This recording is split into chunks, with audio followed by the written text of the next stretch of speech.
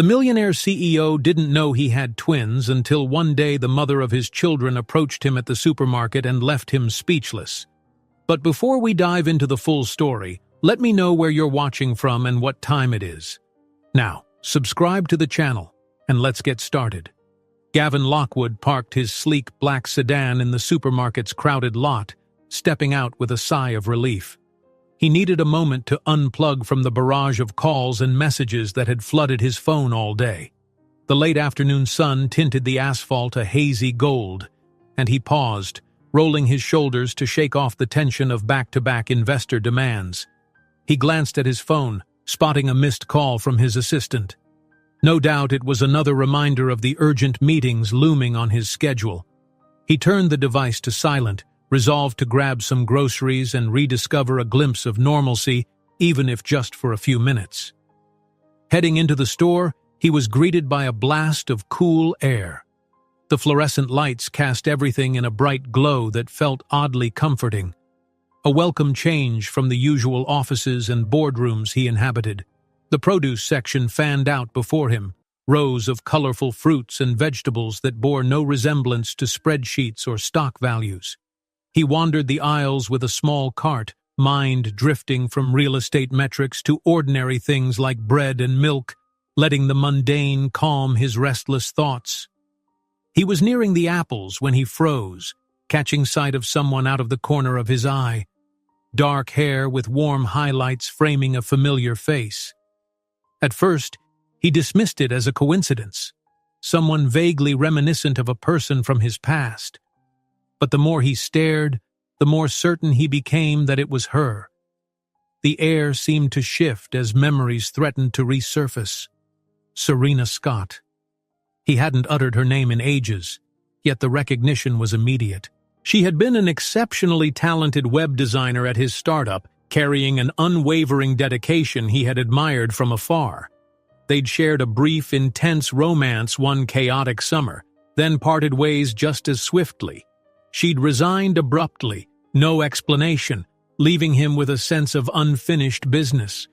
And here she was, in a supermarket aisle, fiddling with cucumbers in her basket as if the universe hadn't just knocked the wind out of him. Gavin's heart began to pound. He considered leaving before she saw him. This was the last confrontation he'd expected, but something glued him to the spot. In the silence of his hesitation, she looked up. Their eyes met. She gasped quietly and nearly dropped the small stack of vegetables she was holding. "Serena?" he managed, taking a step closer. Her face paled. "Gavin." "Hi." They stood there a second longer than was comfortable, neither daring to move. Then, Gavin noticed two little girls peering out from behind Serena's legs, slender, golden-haired children who regarded him with matching sets of curious brown eyes. The sight of them triggered a strange rush of emotion he couldn't name. Maybe it was shock at seeing Serena with kids, maybe it was something else. He lowered his voice, painfully aware of the tension filling the aisle. You're living here? In town?" She nodded, words apparently stuck in her throat. "Just for a while. I needed somewhere quieter. Less." She seemed to search for the right phrase and then gave up with a helpless shrug. One of the girls tugged lightly on Serena's shirt. She murmured something too soft to catch, her bright gaze flicking from Gavin to her mother. The other child clung to Serena's arm, eyes wide, as though memorizing Gavin's face. Before he could think better of it, he crouched a little to address them. "Hello," he said softly, forcing a friendly smile. "I'm Gavin. Do you like shopping with your mom?" The closest girl looked away shyly. Her sister gave a tiny nod. Something about them stirred an unexpected familiarity in him. He couldn't put his finger on it, but it made him swallow hard. Serena placed a protective hand on each daughter's shoulder. "They usually enjoy it," she said stiffly. "But we're finished here, so maybe we should go." "Right," Gavin replied, a little stung by the abruptness in her tone. I've been meaning to. When you left, Her face clouded. "Let's not, okay? Not here." Gavin straightened, noticing for the first time a figure lurking near the cereal section, someone with a phone angled precariously in their direction. It took him a second to recall the face. Tim Bailey, a local reporter known for chasing juicy stories. The man had spotted Gavin on more than one occasion, usually sniffing around for a corporate scoop. Now he was creeping around the shelves of colorful cereal boxes, obviously capturing this tense encounter. Gavin shot Tim a warning glare, then turned back to Serena, speaking just loud enough for her ears alone. "That guy's a reporter. Let's step aside?" Serena's discomfort was tangible. The younger girl clung to her leg, the older one pressing close, their mother's anxious energy apparently seeping into them. They nodded warily, and the little group slid further down the produce aisle, away from the watchful lens. But Tim trailed after them, feigning interest in a stack of discounted cereal on an end cap. His phone rose intermittently, snapping photos. Gavin stiffened, mind scrambling for a way to shield Serena and the children from the intrusion. "Mom, who is he?" asked the shorter twin in a voice so pure it made Gavin's chest tighten. "No one, honey," Serena murmured, pressing a reassuring hand on her daughter's back. I think we have everything we need." Gavin nodded in agreement, eyes flicking over to Tim again. The reporter was still there, looking far too eager. "Serena," Gavin said under his breath, "is there somewhere else we can talk? I'm in a bit of a complicated situation, but I'd rather not involve the press." She bit her lip, weighing her response. The flush in her cheeks suggested she might have a complicated situation of her own. "Look, Gavin," she began, her tone apologetic yet firm. "I'm not sure if this is the right time. I have enough on my plate and—" He couldn't tear his gaze from the twins, standing side by side, identically wide-eyed. Are these your daughters?" Serena's face tightened, and for a moment he thought he saw something like guilt or fear in her eyes. "Yes, they are," she replied slowly, picking her words. The enormity of that fact sank into Gavin. He remembered an intense weekend trip to pitch a client, the two of them brainstorming designs late at night, how Serena's creative spark had drawn him in. He'd also recalled how the relationship fizzled under the weight of his workload, how she quit without notice, how she'd never answered his calls after that. It all came flooding back, and now she was here, accompanied by two little ones who looked eerily like him. He pushed that thought aside for now. Instead, he forced a neutral expression, even though 1,000 questions buzzed in his mind. I understand." A flash interrupted the moment. Tim Bailey was lifting his phone again, a triumphant grin on his face. The reporter must have sniffed out the tension between them, and maybe he'd overheard just enough to sense a juicy lead. Exasperation lit a spark in Gavin. He strode a few paces in Tim's direction, voice low with controlled anger. "Can you back off?" Tim shrugged. "It's a free country, Lockwood," he said, raising the phone again, snapping another quick shot. "Besides, any interesting story about you is news. I'm just doing my job." Serena stiffened, her grip tightening on her grocery basket.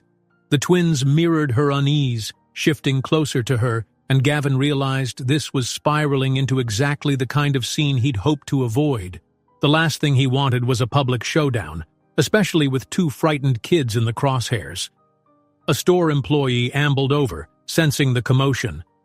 "Is everything all right here?" he asked, eyebrows knit with concern. A few onlookers slowed their carts, curious about what was unfolding. Gavin took in a tense breath. "Yes, sorry, just a minor misunderstanding." Tim made a show of adjusting his phone, turning it off. "We're all good," he said, flashing a disarming smile. Serena, wanting no part of this, motioned for her daughters to follow. They edged around a display of tomatoes, aiming for the checkout lane on the far side of the store. Gavin watched them go, an unsettling blend of desperation and confusion twisting in his gut. He knew if he didn't take charge now, he might never get the answers he needed about Serena's abrupt departure, about those precious little girls. Yet he couldn't exactly chase after them with Tim still prowling. He glanced back at the reporter who stood fiddling with his phone, an infuriating smugness about him. Gavin began walking away, then paused mid-step, a tiny seed of hope tugging at him to follow Serena and the twins, to ask the questions that had haunted him for years. Serena was nearly at the checkout. The twins gazed over their shoulders. Gavin and the girls locked eyes for a split second that felt like forever, and he could almost see bits of himself in their expressions. Then something fluttered in the background, a camera shutter sound, distinct and intrusive. Gavin whipped around, catching Tim Bailey mid-snapshot. In that same instant, Serena picked up her pace, hurrying the girls along and out the door. Gavin felt his heart hammer in his chest, torn between confronting Tim about the pictures or sprinting after Serena. And for an instant, the world seemed to freeze, leaving him stranded between two choices, each fraught with consequences he couldn't possibly predict. Gavin abruptly catches Tim Bailey snapping a photo. In that split second, Serena pulls the girls away, and Gavin is left torn between chasing after them or confronting the lurking reporter. Gavin tore his gaze away from Tim Bailey's lifted camera, feeling a rush of urgency course through him. In an instant, he decided to follow Serena instead of confronting the persistent reporter. He wove around a few startled shoppers, hurrying toward the supermarket exit, heart pounding. The fluorescent lights and the hum of checkout beeps seemed distant, as though muffled by the roar in his ears. Outside, the sky was turning amber in the waning afternoon light. Serena was several steps ahead, ushering her daughters across the parking lot. He could see the strained look on her face, the flicker of panic in her eyes. The twins, wide-eyed, gripped her hands. They sensed the tension, even if they didn't understand it. "Serena!" Gavin called, voice echoing off the rows of parked cars.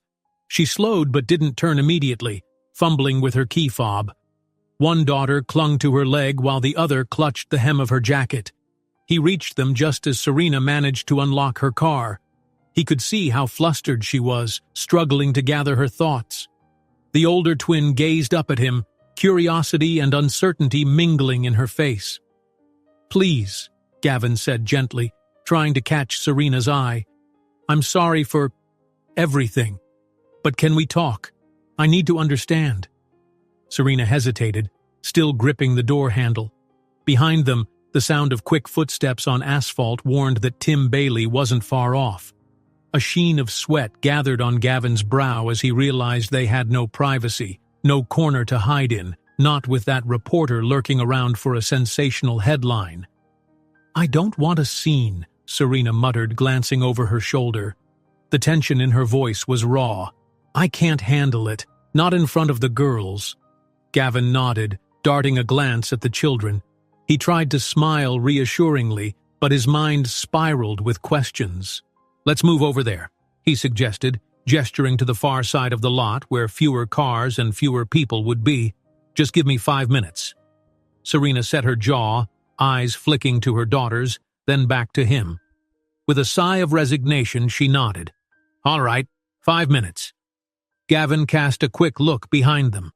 Tim was pacing near the supermarket entrance, his phone at the ready. The man wore a smug smirk, like he'd already sniffed out a big scoop. Gavin's pulse quickened as he guided Serena and the twins between two parked SUVs, out of the direct line of the reporter's camera lens. One of the girls stared up at him, her gaze so earnest that Gavin felt it in his chest. He knelt to her eye level, attempting to keep his voice steady. "Hi there, I'm Gavin," he said softly. "What's your name?" She pressed closer to her mother, almost hiding her face. The other twin peeked over, curious but shy. Serena ran a hand protectively over both their backs. "Please don't overwhelm them," she whispered. "Right," Gavin said, standing up again, heart aching with all the unspoken questions. "Serena, I never got a chance to ask you why you left. One day you were at the office, the next you were gone. Now I see you here, with them." His gaze flicked back to the twins, a knot of suspicion forming in his mind and refusing to be ignored. Serena released a heavy breath. I'm sorry. I didn't plan it that way. Circumstances changed. Gavin swallowed hard. He tried to keep calm, but something told him he needed to ask the question he dreaded. Are they mine? For a moment, she simply stared at him, her expression torn between wariness and vulnerability. Then, as though a dam had broken behind her eyes, tears welled. She rubbed a hand over her forehead, nodding once. Yes, Gavin, they're yours, she said, voice quivering. The admission hit like a tidal wave, a swirl of emotions, shock, confusion, a strange undercurrent of wonder washed over him. He cast a quick glance at the girls. They were so small, so innocent, and the magnitude of this revelation left him momentarily speechless. His mind flooded with memories, late nights at the startup, stolen kisses between design reviews, the electric chemistry that had fizzled out too soon. He realized how blind he'd been to any sign of her pregnancy, how consumed he'd been by work deadlines and investor pitches. Why didn't you tell me? He managed at last, voice thick. She bit her lip, struggling to maintain her composure. Because I wasn't sure how you'd react, or if you'd even have time for us. You were always so busy, so focused on growing the company. When I found out, she shook her head. I was scared. Gavin fought to keep his voice even, mindful of the little ears listening. I would have been there. I didn't know that, she interrupted, her eyes flashing with the residue of old hurt. I had to make a choice. It's not something I'm proud of, but I did what I thought was best at the time. Gavin heard the girls shifting, sensed their uncertainty about what was happening. Their presence made everything more pressing. Suddenly, any illusions he might have clung to were shattered. This was real. He was a father. The weight of those words pressed down on him. He opened his mouth to respond, but the frantic click of a camera shutter cut through the moment like a blade. Tim Bailey had crept closer, phone pointed right at them, capturing every tremor of this conversation. Rage flickered in Gavin's eyes. He shielded Serena and the twins behind him, stepping forward with a warning glare. Back off, he growled, fists clenching at his sides. This is private. Tim grinned, obviously delighted at the drama. Really, Gavin? Looked pretty public to me. He angled for another shot, the lens aimed over Gavin's shoulder, trying to catch Serena's anxious face. A sharp wave of protectiveness rose within Gavin. He reached out to push Tim's phone aside, but the reporter twisted away, setting off a tense standoff. A few onlookers in the parking lot started paying attention, eyes widening at the clash. The older twin whimpered, clinging to her mother's skirt. Serena hugged both girls close, trying to steady them. Over the hum of traffic, the tension escalated as Tim and Gavin squared off, voices low and angry. Stop it, Serena pleaded, the tears in her voice returning. You're scaring them. Taking a shaky breath, Gavin forced himself to step back, turning instead to the twins, who wore identical looks of alarm. He bent down, lowering his voice in a soothing tone. I'm sorry, he murmured. I didn't mean for that to happen. Tim lingered like a vulture, waiting for the slightest opening to snap more photos. As if on cue, a supermarket employee stepped outside, shouting for them to break it up. Is everything all right? We're getting complaints. The interruption left them all momentarily frozen. Around them, cars inched past, shoppers shuffled by with full carts, and the sun dipped closer to the horizon. Gavin glanced at Serena, noticing the heartbreak etched on her face. He had 1,000 questions, but seeing the twins' unsettled expressions, he realized he needed to choose his words carefully. Serena, he said quietly, this changes everything. I never knew. I never even suspected. His gaze went to the children again, a strange new protectiveness stirring in him. Let me help. Let me be a part of their lives. Her eyes brimmed with tears, though she struggled to appear calm. I can't do this right now, she whispered. I need to think. The last thing I want is for the girls to be in the center of some media frenzy. Gavin nodded, wrestling with the reality that he'd lost years with these two sweet faces. Yet the chaos of Tim Bailey's scrutiny made it impossible to have a real conversation. "All right," he said softly, "but I want to talk soon. We have to figure out what comes next." Serena answered with a small nod, guiding the twins around him and toward their car. Tim tried to follow, but Gavin cut him off, stepping into his path. "Let them leave," he demanded. For a moment, they locked eyes. Tim, eyes bright with ambition, seemed to weigh his options.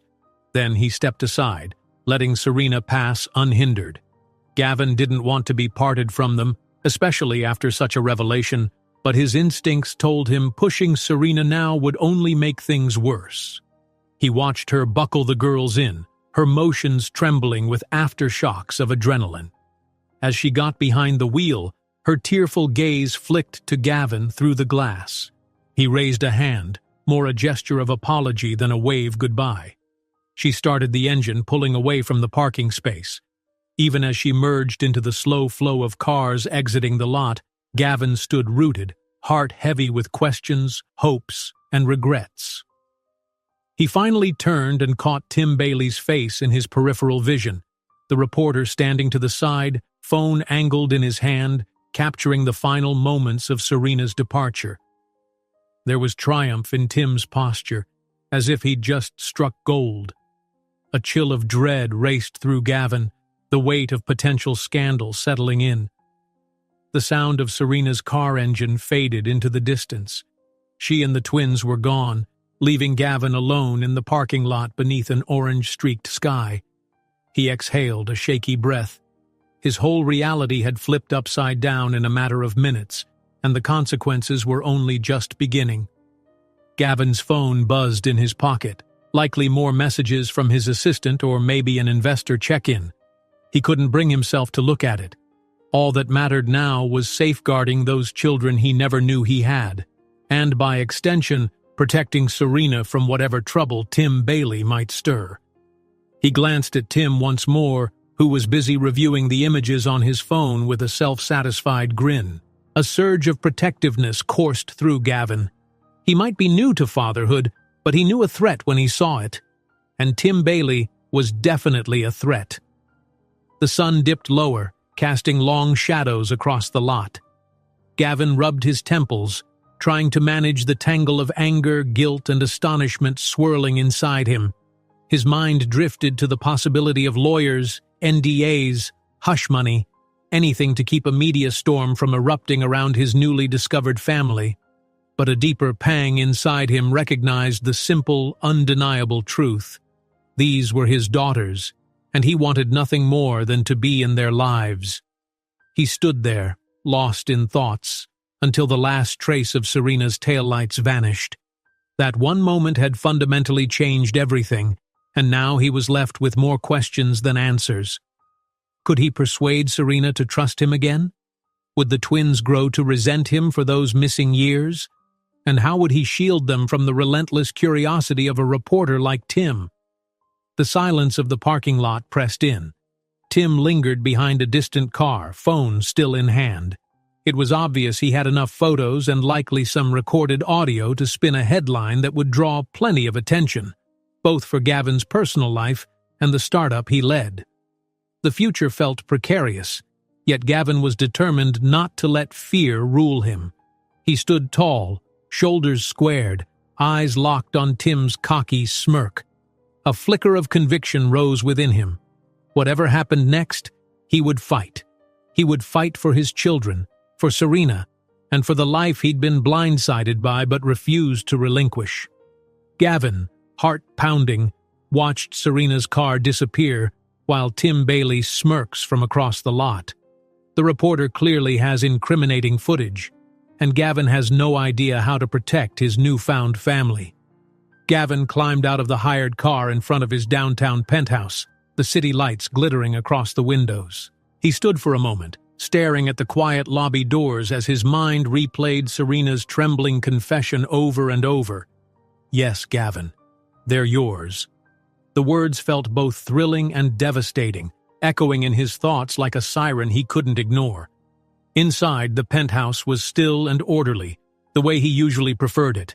Everything in its place, an oasis from the noise of corporate life. But tonight it felt empty. He dropped his keys on the marble kitchen counter, moving on autopilot as he took off his suit jacket. Flicking on a single lamp, he walked over to the wall of floor-to-ceiling windows and gazed out over the city. On any other evening, the skyline might have lifted his spirits. Now, all he saw was a blur of headlights and neon, as tangled as the emotions churning inside him. His phone vibrated on the counter. 3 missed calls from his legal team, a text from his head of PR, and countless notifications from business associates. Everyone was demanding something. Yet the only face he wanted to see was that of the little girl who looked up at him in the parking lot, or her sister, clinging shyly to Serena's arm. They were his daughters, and he'd only just discovered it. He picked up the phone to call back his lawyers. A brief wave of guilt washed over him. They'd been trying to warn him about Tim Bailey's potential intrusion into his private life. But as one of them answered, Gavin realized he could barely focus on corporate damage control. His mind was somewhere else entirely. After a few clipped sentences about, "We'll handle it in the morning," he hung up, feeling no closer to answers. A restless night passed in fits and starts. The next morning, Gavin forced himself into a crisp suit and made his way to an urgent investor meeting. Sitting at the long mahogany table, he faced a group of men and women who were all talking about the same thing, the upcoming product launch. They hammered him with questions about marketing strategy, user retention, and the company's financial runway. Gavin responded on autopilot, carefully guiding the conversation when possible, but he felt their eyes on him as though they could sense he wasn't fully present. "Is everything all right?" one investor asked pointedly. "You seem distracted." Gavin managed a tight smile.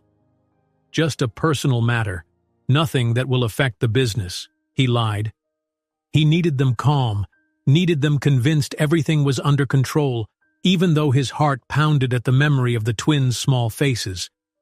Afterward, his closest friend at the firm, a software architect who'd been with him since the startup's inception, pulled him aside. She studied his drawn features and asked in a hushed tone, "Are you sure you're okay?" He hesitated. She was someone he trusted. "I found out. I have children," he confessed softly, half expecting disbelief. She raised her eyebrows but didn't press.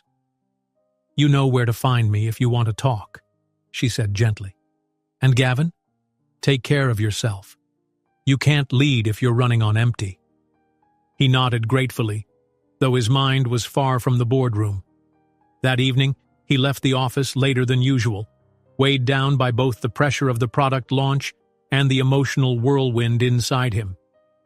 Halfway through his commute, his phone buzzed with an alert for a new online article. The headline read, "Local CEO may have secrets closer to home than he admits." Gavin recognized Tim Bailey's signature brand of insinuation in the piece. There were no explicit names, no outright accusations, but enough hints to stoke curiosity among business circles and local gossip blogs. His stomach twisted as he read the ambiguous lines about young children and past romantic entanglements. Seething, Gavin tapped Tim's number and pressed the phone to his ear. The reporter answered almost immediately, as if expecting the call. "Lockwood," Tim drawled. "Nice to hear from you again. Enjoy the read?" "Cut the theatrics," Gavin snapped. "You've crossed the line. Whatever you think you have, you do not have the right to terrorize my—" He paused, realizing he was about to say, "my family," openly. "Stay away from them," he finished in a quiet, threatening tone. Tim let out a short laugh. "Or what? You'll sue me? Let's be real. Your name sells. People crave a juicy scandal, and I'm the one giving it to them." Before Gavin could bite back, Tim hung up, leaving the line dead. Gavin clenched the steering wheel, fury thrumming through his veins. He pictured Serena's face from their chance meeting. How guarded she was, how shaken. The girls must have sensed her fear. They'd probably asked her about the supermarket incident already. A fresh wave of guilt hit him.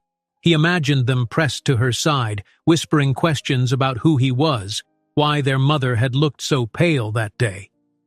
An hour later, Gavin found himself sitting in his penthouse living room, rummaging through an old box of photos. He'd never been nostalgic about the past, but now he searched for any snapshot that included Serena. There weren't many, just a few candid shots from an office outing, some group pictures after late-night brainstorming sessions. In all of them, she glowed with creativity, and he stood at her side, eyes always focused on the next project. He scrutinized her expression, wondering how he could have missed any sign of her pregnancy. Had she been reaching out, needing help, while he was too wrapped up in business deals to notice? He threw the photos aside, frustration gnawing at him. Meanwhile, messages pinged in from the office, an anxious reminder from PR, a polite but firm question from an investor about personal rumors, and more updates about Tim Bailey's online gossip. The walls felt like they were closing in. Elsewhere in the city, Serena was tucking the twins into bed, struggling to keep her composure while reading them a bedtime story. She'd skip lines by accident, and the older twin would correct her, voice hushed and concerned. The little girl finally asked, "Mommy, are you sad about that man we saw at the store?" The younger twin nodded in agreement, echoing the question with her eyes. Serena's heart clenched. She offered a gentle smile she didn't quite feel. "I'm okay, sweetheart," she whispered. "You don't need to worry." But once she'd turned off the light and closed their bedroom door, she pressed her back against it, a wave of regret washing over her. She'd kept Gavin away from them all these years, convinced it was the safer choice. Yet now the situation felt even more out of control. Alone, Serena picked up her phone and tapped the name of a close friend. In hushed tones, she explained the supermarket encounter, the appearance of the reporter, and the fear that everything might spiral out of hand. Her friend offered comforting words, telling her to stay strong, to protect her daughters. But once the call ended, Serena felt more conflicted than ever. She had wanted to shield her children, yet she could see the flicker of hope in their eyes when they glanced at Gavin. That was a new kind of heartbreak she didn't know how to handle. While Serena wrestled with her thoughts, Gavin restlessly drove near her neighborhood. He considered stopping by, but he couldn't bring himself to intrude. It was late, and she deserved her space. Even if part of him wanted to pound on her door and demand she let him be the father he should have been all along. He sat in his car for a while, staring at the dimly lit windows of the nearby houses, wondering which one might be Serena's. He finally pulled away, returning to the city, a swirl of shame and longing roiling in his chest. Fatherhood wasn't something he'd planned, but now that he knew, he felt oddly certain he wanted to embrace it. The old drive to solve problems, the same ambition that made him a formidable CEO, now fueled his determination to do right by those two little girls. But the paparazzi presence complicated everything. Tim Bailey, with his camera and his prying questions, haunted Gavin's every move. The next morning, as he arrived at his office, Gavin caught sight of the reporter loitering across the street, snapping pictures every time Gavin so much as opened his car door. The tension in the building was palpable. Employees whispered, the rumor mill churned, and everyone seemed to be waiting for the other shoe to drop. Gavin pressed through it, greeting his anxious assistant and forcing polite smiles. He locked himself in his office for an hour, phone in hand, trying to muster the courage to call Serena again. He'd tried reaching her the night before, but she hadn't picked up. Now, with the swirl of possible scandal growing, he knew he had to act. If she doesn't let me help, if she disappears again. He couldn't even finish the thought. He took a steadying breath and dialed her number. It rang once, twice. He closed his eyes, half convinced she'd ignore him again. But then there was a click, and her voice, soft, hesitant, still reeling from recent events. "Serena," he began, trying to keep the tension out of his tone. "Please, I need to see you. We have to figure out what's best for our children." His heartbeat was thunderous in his ears, a surge of emotion coursing through him. For a moment she said nothing, and he wondered if the call had dropped. Then he heard her exhale. "I know," she said. "We can't pretend this isn't happening. But I'm worried. About them. About Tim Bailey. Everything." The vulnerability in her voice only sharpened Gavin's resolve. "I understand," he answered, trying to sound reassuring. "I can't promise the press will just go away, but I can promise to protect you and the girls as much as I can." A subtle rustle came through the line, maybe Serena pacing on her end. "All right," she whispered eventually. "Come over. We need to talk. About the twins." Those words were like a jolt of electricity. He pictured her face and the uncertain light in her eyes as she said it. Relief mingled with apprehension, and he was already grabbing his car keys without realizing it. Serena answers Gavin's call, her voice trembling slightly, and says, "Come over. We need to talk.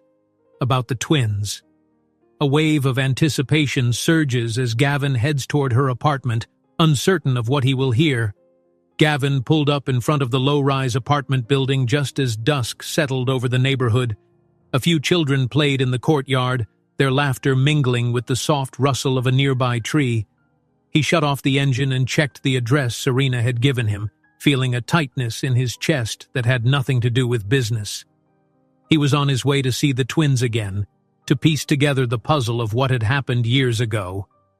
He climbed the worn concrete steps to her floor, the fluorescent hall light flickering overhead.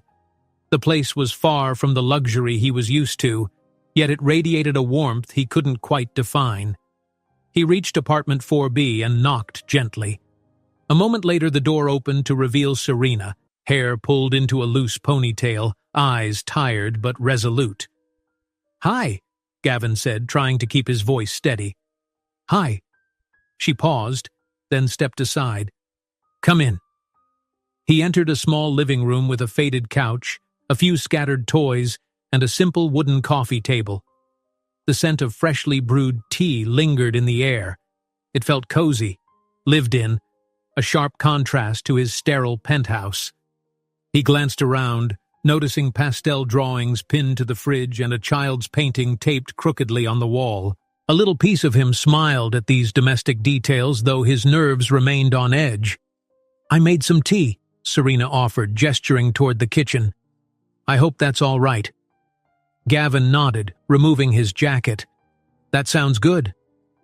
She led him to the small kitchen table, where 2 cups of tea steamed in mismatched mugs. They sat down, silent, stretching for a moment, as though both were searching for the best way to begin. Eventually, Gavin cleared his throat. "Thank you for letting me come." She nodded, folding her hands around the warm mug. "I didn't know how else we could talk. It was getting complicated." "Complicated is putting it lightly," he said with a weary chuckle. "Between my investors breathing down my neck and Tim Bailey circling like a shark, I don't want the girls caught in the crossfire." At the mention of the twins, Serena tensed slightly. "They're in their room, coloring. I told them I'd introduce you properly later if that's okay. I wanted us to talk first." Gavin's heart thumped. He realized he was both terrified and thrilled by the prospect of meeting them under calmer circumstances. "Sure," he agreed. Serena took a sip of tea. A flicker of memory passed over her features and she began, "I found out I was pregnant not long after I left the company. I panicked. You'd just closed a round of funding, had so much riding on you. I thought telling you would only add to your stress. I was scared you'd shut me out or see me as a burden." Gavin bowed his head, remembering how consumed he had been by the business at that time. "You could have told me," he said softly. "I might have handled it differently, but I would have tried to be there." "I regret not giving you the chance," she admitted, eyes downcast. "Once the twins were born, life got harder. Lots of medical bills, sleepless nights. My design work was freelance only, and every time I considered reaching out, I saw the headlines about your success, how the company was thriving. How unstoppable you were. It made me feel like I'd done the right thing to let you focus." A pang of guilt twisted in Gavin's chest. He should have reached out when she vanished, found out what was going on, instead of burying himself further in deadlines. "I'm sorry," he murmured. "I never wanted you to deal with all of that alone." Serena nodded, her gaze flicking to the doorway that led to the twins' room. "They're good kids, smart, curious. You'd be proud of them." His throat tightened. "I already am. I barely know them, but from what little I've seen—" He trailed off, words failing to capture the swell of emotion inside him. The apartment's silence was broken by the light padding of feet in the hallway. One of the twins, the older one, peeked around the corner. She looked from Serena to Gavin, a question in her eyes. Serena set her mug down. "Come here, sweetie, it's okay." Hesitantly, the girl shuffled into the kitchen, gaze lingering on Gavin. He noticed the same color in her eyes as his own, a faint echo of his mother's face. Something in him trembled. "Hi," she whispered, voice small but direct. Gavin smiled gently. "Hi there." Serena explained quietly, "I was just talking to your dad." A moment passed. The little girl opened her mouth in surprise, glancing at him more intently. Gavin saw a wave of recognition, though he doubted she understood the entirety of it yet. Then the girl turned and ran back to the hallway, returning a second later with her sister. The younger twin clutched a crayon in one hand, curiosity lighting up her face as she sized him up. A subtle hush filled the kitchen. Gavin felt an ache in his chest, realizing he wanted nothing more than to scoop these two into his arms. But he didn't know if they were ready, and he glanced at Serena, seeking a silent cue. She offered a nervous smile. "Girls, this is Gavin," she said, careful not to overload them. "He'd like to get to know you both, if you're okay with that." The younger one nodded shyly, stepping closer while her sister hovered protectively behind. Gavin crouched to their level, noticing how small and delicate they were. "I'm happy to meet you," he said, voice trembling slightly with emotion. The younger twin studied him a second, then reached out, handing him the crayon. He took it gently, as though it were precious. Her sister peered over Gavin's shoulder at the drawing on the table, a wobbly outline of a house with 4 stick figures. Serena's voice came softly from above, explaining, "They like to draw our family. I guess now it makes a little more sense for them to include you too." Gavin swallowed the lump in his throat. "I'd like that," he whispered. "I'd like to be part of your picture." Serena blinked back tears, drifting into a quiet moment that spoke louder than any confession. They all stayed like that for a heartbeat, Gavin kneeling, the girls eyeing him with curiosity and half-smiles, Serena watching with guarded relief. Eventually, she guided the twins back to their room, promising they'd all talk more soon. Gavin returned to the table, heart racing from the surreal encounter. He felt an overwhelming protectiveness, not just over the girls, but over Serena as well. Whatever had gone wrong, however they'd failed each other in the past, he was determined to do better now. The moment was cut short by the buzz of Serena's phone. She glanced at the screen, frowning. "It's Tim," she muttered, face tightening. "He's been calling non-stop. I stopped answering." Gavin tensed. "He's relentless," he said. "It's not just about pictures or gossip. He smells a big story, and someone might be pulling his strings. I'm worried about you and the girls." Serena folded her arms, doubt flickering in her eyes. "That's exactly why I stayed away from you in the first place." "I know," Gavin said, the guilt creeping back in, "but I won't let them get to you. If we work together, maybe we can keep the girls safe. We can figure out co-parenting without feeding the tabloids." She watched him carefully, as though assessing if this was the same workaholic boss she once knew. His eyes shone with resolve, and she found herself believing in his sincerity. "All right," she conceded. "We can try to sort this out, but I'm not risking my daughter's well-being for anything. Not your company? Not your reputation. Nothing. Gavin nodded, understanding the weight of her words. He rose from his seat, picking up his jacket as Serena followed him to the door. His gaze flicked to the twins' bedroom, where faint giggles from behind a half-closed door gave him hope. "Thank you for letting me in," he murmured. "I promise I won't take this second chance for granted." She gave a tight but genuine nod. "I'll hold you to that." He stepped out into the hallway and paused, looking back. The soft light from the apartment cast a warm glow on Serena's features, making him marvel at how much had changed since the last time they'd spoken. He felt a flicker of something, an echo of the affection that once drew him to her. But it was tangled with regret and a fierce desire to protect what they had created together, those two bright, innocent children. "Let me know if anything happens," he said, adjusting his jacket. "Tim Bailey or anyone else, if you feel threatened in any way." She nodded. "I will." Then she closed the door gently. Gavin turned down the hallway, nerves still buzzing from the weight of that conversation. Each step felt like a move closer to the life he should have known long ago. He made it down the building's front steps and onto the sidewalk, the evening sky tinged with purple overhead. A sense of relief battled with the anxiety swirling in him. He couldn't shake the feeling that Tim was lurking in the shadows somewhere, waiting for his next opportunity to pounce. Sure enough, as Gavin approached his car, he caught a flash from the edge of his vision. Across the street, a dark sedan idled, headlights off. A silhouette sat behind the wheel, raising a camera just as Gavin glanced over. A bright flash blinked in the darkness, igniting a flare of anger and dread in Gavin's stomach. A quick snapshot's flash from Tim's car windows startles Gavin. It's clear the reporter has fresh material that could blow everything wide open. Gavin sank behind the wheel of his car, pulse racing as he watched the flash fade across the street. Tim Bailey's dark sedan pulled away, headlights off, vanishing into the night. For a long moment, Gavin sat in silence, the engine idling. A deep fear for Serena and the twins hollowed out his chest. The reporter was growing bolder by the day, no longer content to linger on the fringes for photographs. He was brazenly stalking them. He exhaled slowly, then pulled out of the neighborhood.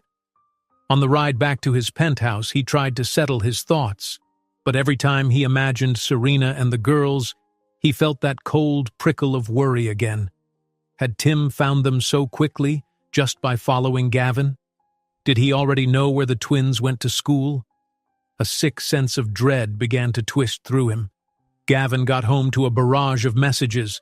Most were from his company's board members, urgent and insistent. He scrolled through the notifications until one investor's text in particular caught his attention. "We need to speak first thing tomorrow. Negative press is building." Slumping onto his living room couch, he flipped on the news. His heart pounded when he caught a glimpse of Tim Bailey on the local station, crouched outside a city office building, microphone in hand, giving an interview. The scrolling caption teased, "Scandal, secrets, and a high-profile CEO." Although the segment cut away before revealing details, Gavin could guess where it was heading. He switched the television off, frustration tightening his jaw. Someone was fueling Tim's zeal for a story. This ran deeper than a nosy reporter sniffing out personal drama.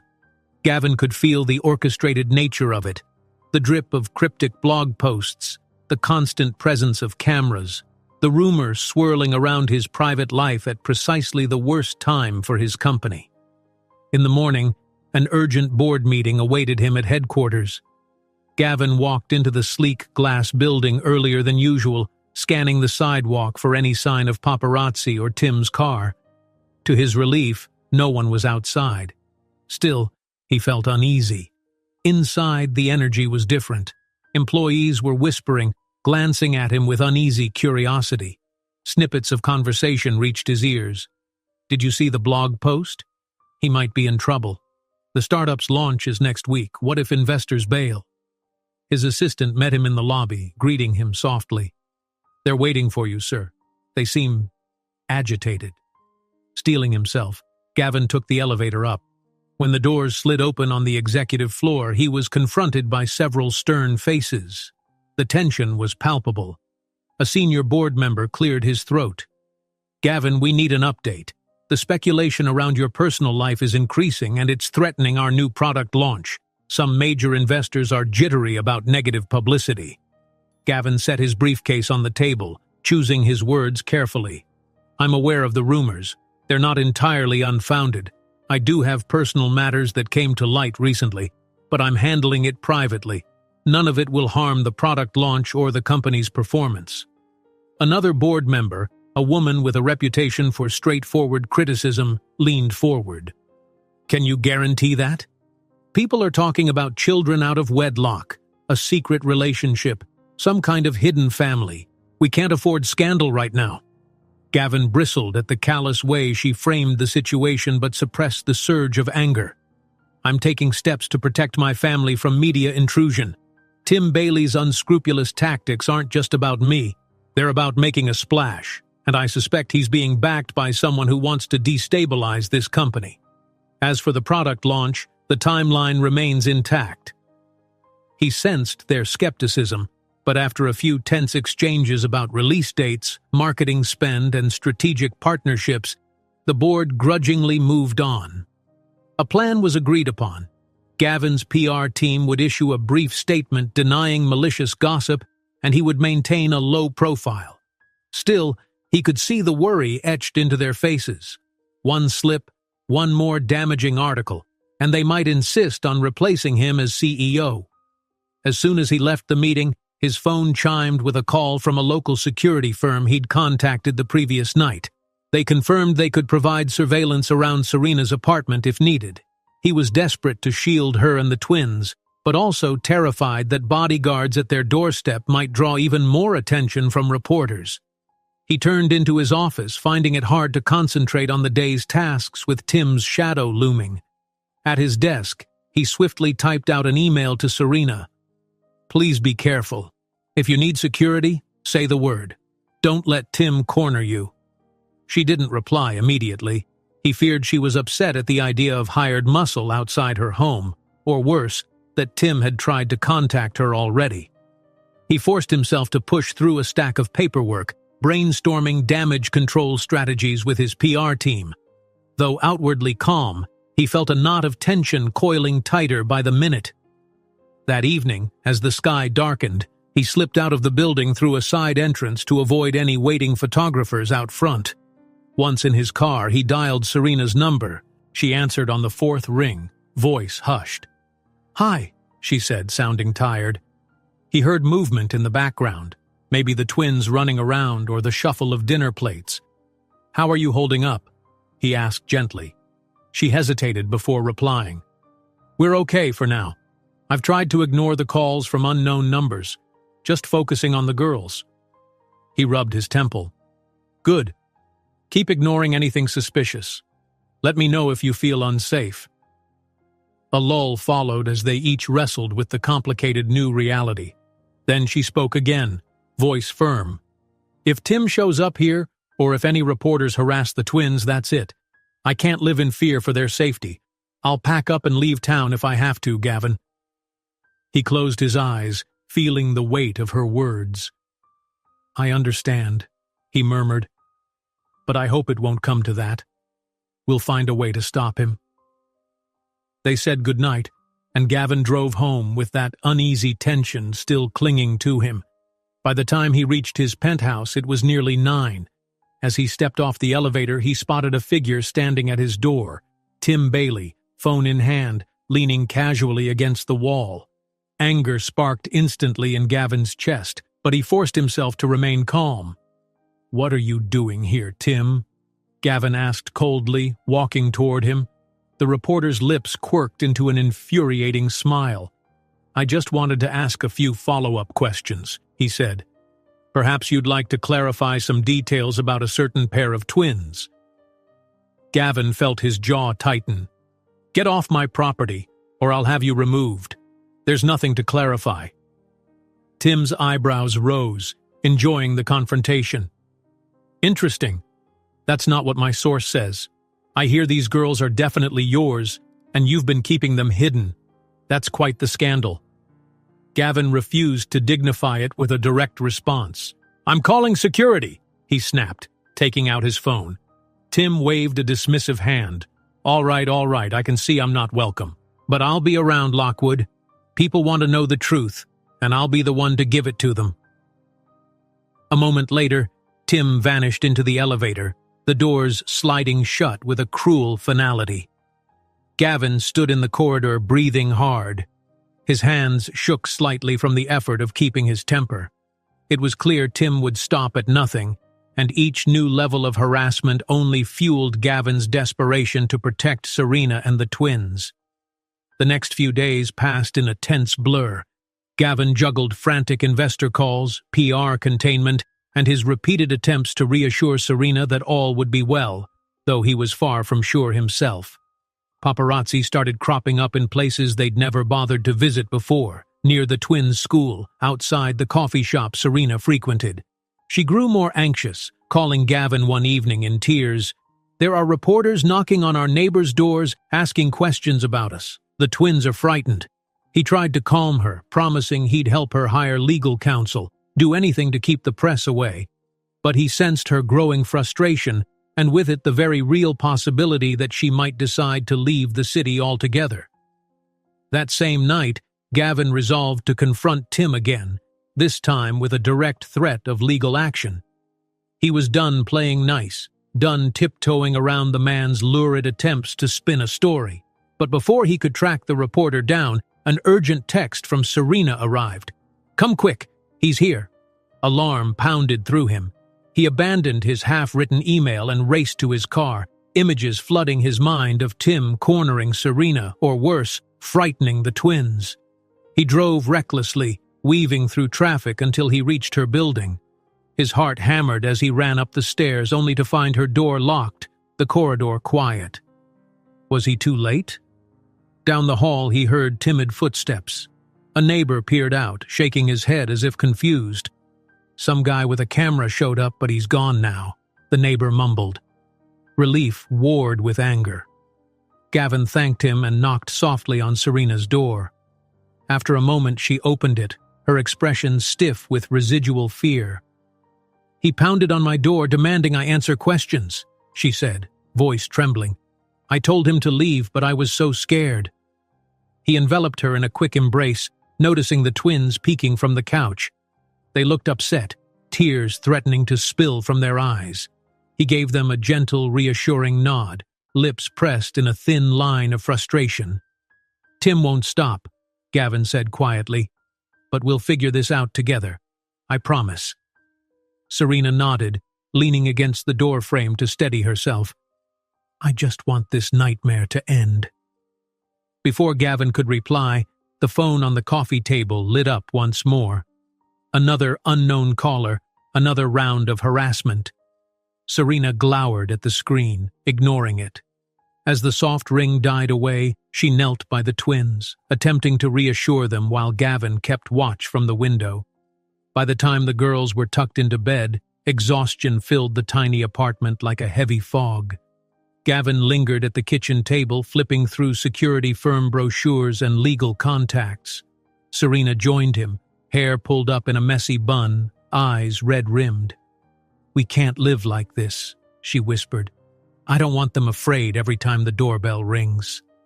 Gavin squeezed her hand. "I'll talk to the lawyers. We'll file a restraining order if possible, and I'll find out who's funding Tim. He can't be acting alone." Serena nodded. She started to thank him but was cut off by the sudden insistent buzz of the doorbell. They both froze, exchanging alarmed glances. The twins stirred in the other room. One of them called, "Mommy?" in a worried voice. "It's okay," she called back, swallowing hard. She looked at Gavin, dread pooling in her eyes. "Could you stay here with them, just in case?" He rose to stand by the hallway, bracing himself for yet another confrontation. She approached the door quietly, heart hammering, half hoping it might be a neighbor with a misplaced package or even Gavin's security detail. She pressed an eye to the peephole. No friendly face. Carefully, she unlocked the chain and cracked the door. Tim Bailey leaned in the doorway, camera in hand, smirking. "Evening, Serena. Care to give me a statement?" Serena's doorbell rings. She opens it cautiously, expecting Gavin or a neighbor, only to find Tim Bailey, leaning against the frame, camera in hand, demanding a statement right then and there. Serena's heart pounded the instant she recognized Tim Bailey's smug face. There he stood, bold as ever, his camera raised and flashing. He leaned against the frame of her front door like an uninvited guest who knew he couldn't be turned away. In the living room behind her, Gavin stood tensely, ready to intervene. The twins were further down the hall, their small voices hushed as they sensed the commotion. Tim gave Serena a mocking half-smile. "Got a minute?" he asked in that goading tone that made her chest tighten. He peered past her as if expecting a dramatic scene. "I'm looking for a statement regarding Mr. Lockwood's latest claim. It seems your daughter's—" "Stop it," Serena interrupted, voice trembling with anger. She held the door only a few inches open, determined not to let him see or approach the twins. "You need to leave. Now." Tim made no move to step back. "Why so tense? I'm sure the public would love to hear your side of the story." From the hallway, Gavin drew closer, every muscle rigid with protectiveness. "You heard her," he said quietly but firmly. "Leave." Tim glanced toward him and shrugged as if this were a casual visit. "I'm just doing my job, Lockwood. People talk, I dig, no reason to make it personal." Serena shot him a glare. "You show up at my door with a camera after dark. That's as personal as it gets." Tim sighed theatrically, clicking his camera off and slipping it into his jacket pocket. "I could have run this piece a long time ago, but I'm trying to be fair. If you'd answer my questions, maybe we could clear everything up." Gavin placed a hand on the door, gently pushing it closed. Tim took a half step back, though he still wore that smug expression. "We have nothing to say to you," Gavin warned. "Unless you want a restraining order, I suggest you keep your distance." Tim raised both hands in feigned surrender, as though Gavin were overreacting. "All right, have it your way. But this story's not going away just because you don't like me asking questions." Then he added quieter, "And if you think I'm the only one digging around, you're sorely mistaken." Serena felt a chill ripple over her. "What's that supposed to mean?" Tim smirked. "You'll see," he said, then pivoted on his heel and strolled down the hallway. He didn't bother looking back, confident they couldn't stop him. Serena stood there with her hand gripping the doorknob, knuckles white. Her breath came in short bursts, and she fought the urge to collapse from the mix of fear and anger. Gavin eased the door shut and bolted it. "It's okay," he murmured gently. "He's gone." She shook her head, forcing herself to breathe. "He won't give up, and he's not alone in this. Who else is behind him?" Gavin could see the terror in her eyes. He tried to steady her, pulling her into a brief, awkward hug. "I'll find out," he promised, "but you and the twins won't face him alone. Not anymore." From the living room, one of the twins called out, "Mommy, what's happening?" Her small voice cracked in worry. "Just stay there, sweetheart," Serena answered, unclasping herself from Gavin. She went to comfort her daughters, pulling them close on the couch. The younger twin clung to her like a lifeline, while the older one stared at Gavin with wide eyes, as though she could sense the tension despite her young age. Gavin crouched down beside them, face softening. "It's late," he said gently. "Maybe we should get you two back to bed?" The girls looked to their mother. She brushed a hand over their hair, smiling sadly. "Yes, sweethearts, let's try to rest. I'll be in to tuck you in again." They nodded reluctantly and shuffled off to their bedroom, still glancing back at Gavin.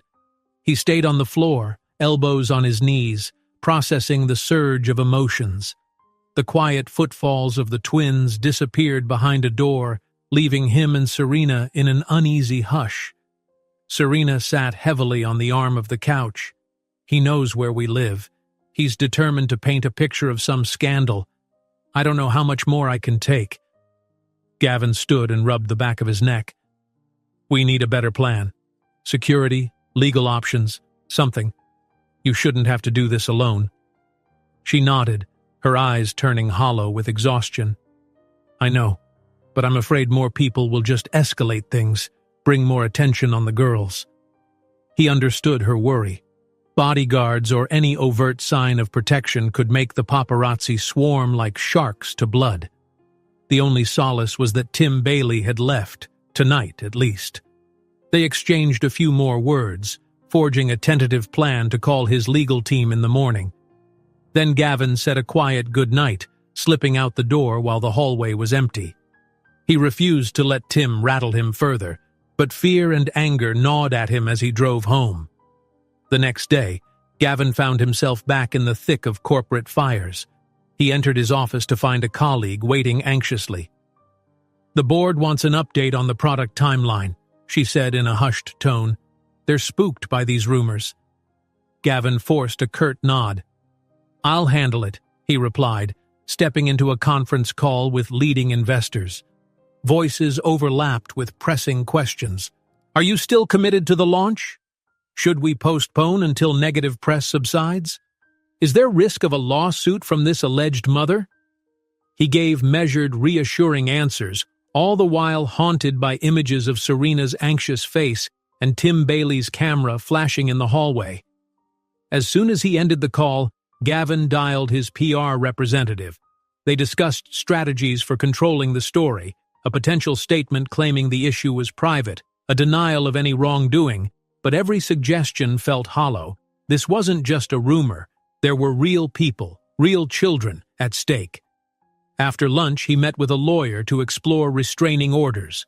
The process sounded lengthy. It'll buy some time, the lawyer explained, but if Tim is well funded by someone else, he can sidestep direct confrontation and keep digging. Gavin left the meeting frustrated, imagining Tim lurking around corners, camera ready.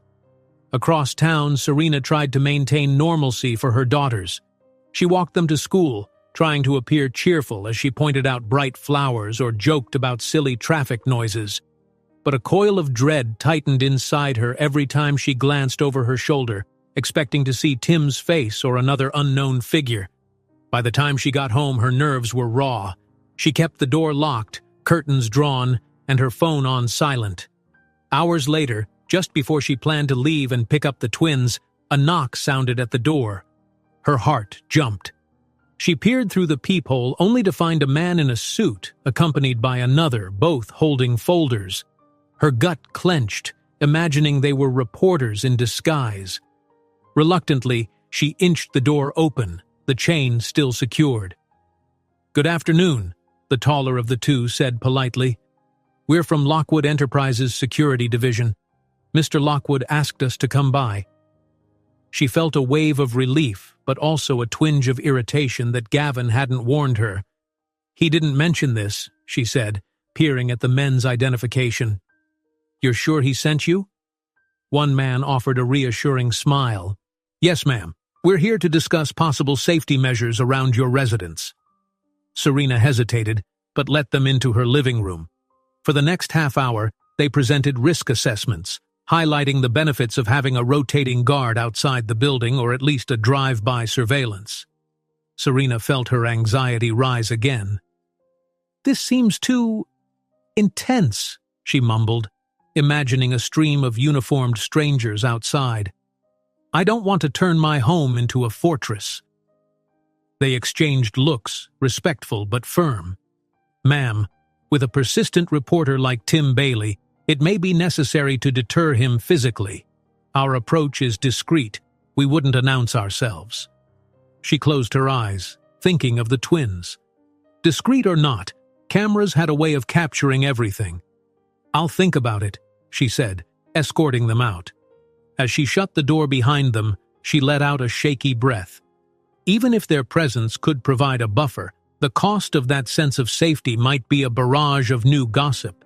Tim would label her paranoid or claim that Gavin was intimidating the press. Later, after she picked up the twins from school, Serena lingered near the gates, scanning for cameras or lurking strangers.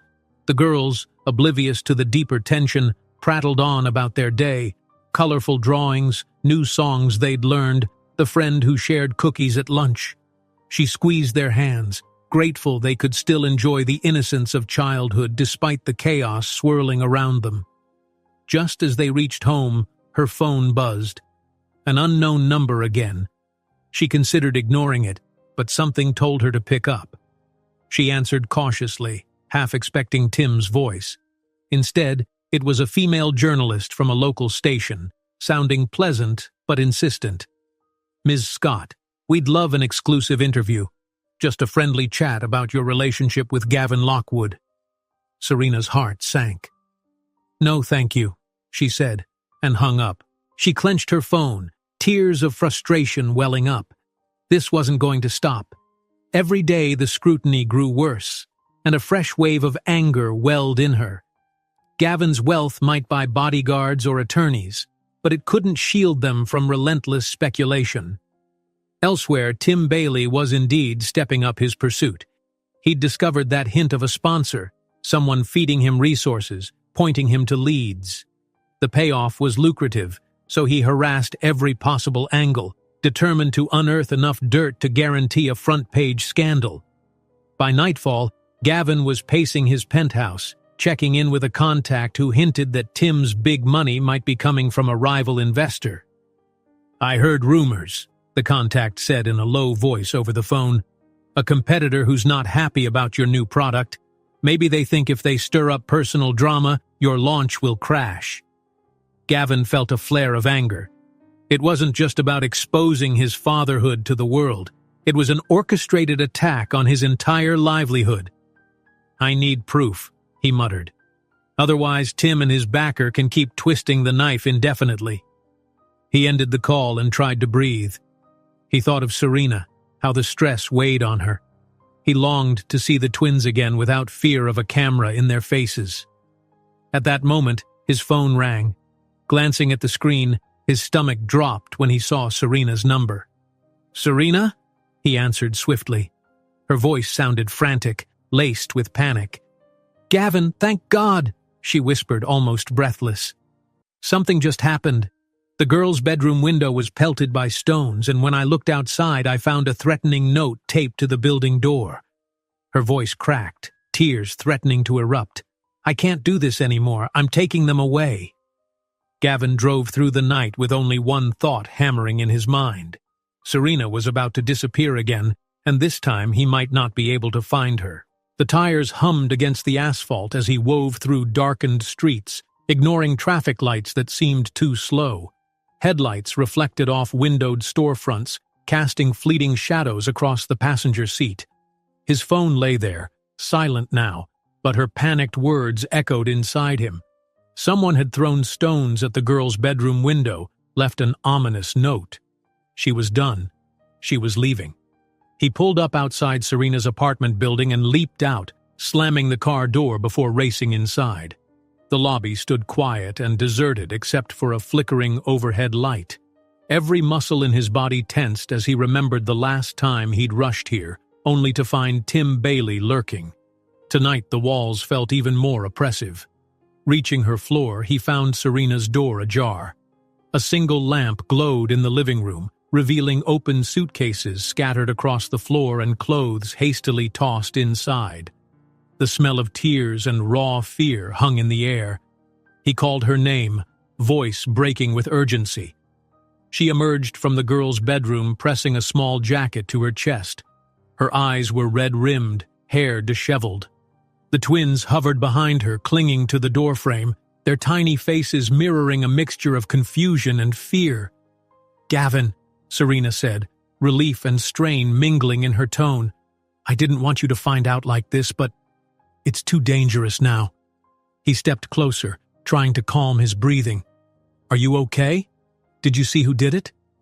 She shook her head. "I heard something clattering against the window and found a couple of rocks on the sill. Then, on the main door downstairs, someone left a note saying we should stay away from you or else." Her voice trembled, echoing with anger. "I won't let my daughters live like this." Gavin walked to the couch, where a small backpack lay half-zipped. He ran a hand over it, realizing how real this was. Serena was truly preparing to flee in the middle of the night, with the twins rubbing sleep from their eyes just a few feet away. "You can't just vanish," he said, struggling to keep his voice steady. "You told me about them. You let me be part of their lives. I won't lose you again. Not like this." She closed her eyes, tears threatening. "If I stay, who knows what will happen next? Tim Bailey won't stop. Whoever's behind him won't stop. My girls come first, and I can't risk them getting hurt." One of the twins left the safety of the doorway and padded over, her pajamas rumpled. "Mommy?" she asked in a quavering voice. "Are we going somewhere?" Serena knelt to cup her daughter's cheek. "We might, baby," she whispered. I'm trying to keep you safe." Gavin joined them, heart twisting at the sight of such innocence tangled in adult problems. He crouched down, his gaze moving from the child to Serena.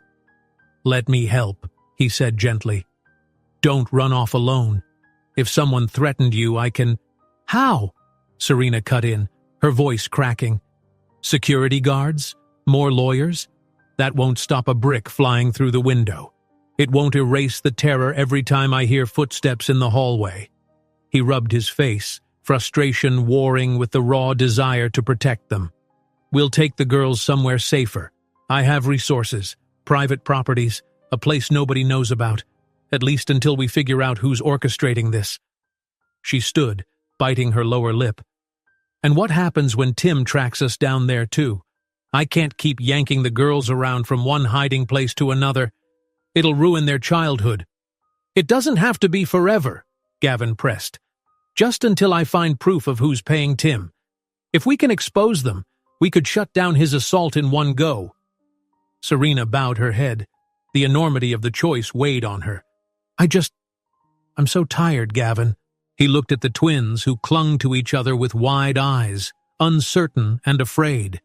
Every fiber in him flared with protectiveness. "I know," he said softly. "Let's at least talk it through before you pack the car and vanish." She exhaled, shoulders sagging. "Fine.